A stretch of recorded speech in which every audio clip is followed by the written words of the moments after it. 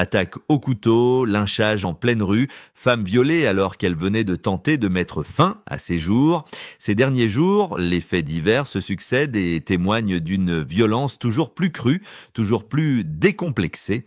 Voici les actualités qui marquent une nouvelle fois la chronique d'une insécurité rampante. À Saint-Denis-les-Bourgs, dans l'Aisne, la tension est montée d'un cran ce lundi matin. Dans un foyer médico-social, un résident de 45 ans poignarde le directeur de l'établissement avant de se retrancher dans sa chambre. L'homme, un majeur protégé déjà connu de la justice, refuse de se rendre et fonce couteau à la main sur les forces de l'ordre. L'un des policiers n'a alors d'autre choix que d'ouvrir le feu. Le suspect est blessé au genou, le directeur évacué d'urgence avec une plaie à l'abdomen. 2 enquêtes sont en cours, dont une confiée à l'IGPN pour vérifier la légitimité du tir. La violence gagne même les lieux censés être protégés. Le lendemain, à des centaines de kilomètres, c'est une scène d'une brutalité sauvage qui secoue la métropole de Lyon. Mardi soir, avenue des Canuts, à Vaux-en-Velin, un homme d'environ 45 ans, circulant en trottinette, poignarde 2 femmes au terme d'un différend encore flou. La scène est brutale, les cris alertent les passants. Une vingtaine de témoins se lancent à la poursuite de l'agresseur, le rattrapent et le rouent de coups.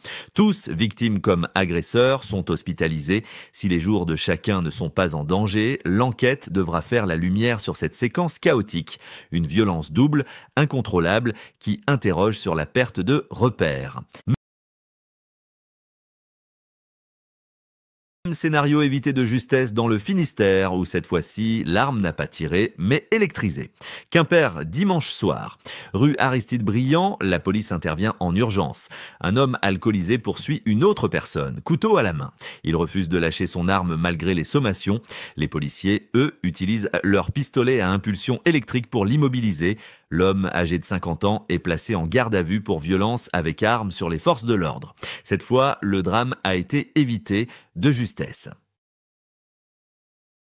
Mais parfois, l'horreur n'éclate pas dans une confrontation, elle se glisse dans l'ombre, là où une victime est à terre, vulnérable, à la merci du pire. Nice, lundi, à l'aube, place Garibaldi, une jeune femme de 22 ans en détresse psychologique après une tentative de suicide est agressée sexuellement par un homme déjà condamné pour des faits similaires.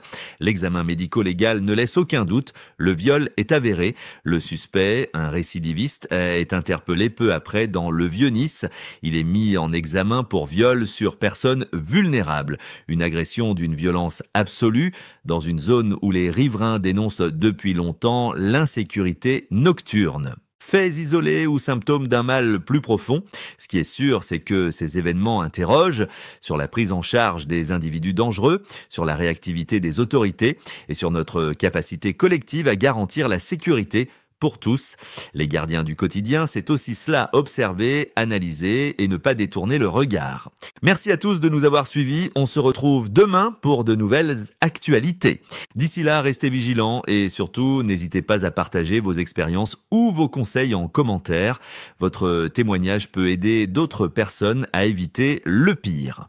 Abonnez-vous à la chaîne et rejoignez la communauté des gardiens du quotidien pour ne rien manquer des prochaines alertes, faits divers et conseils de sécurité. Parce que prévenir, c'est déjà agir.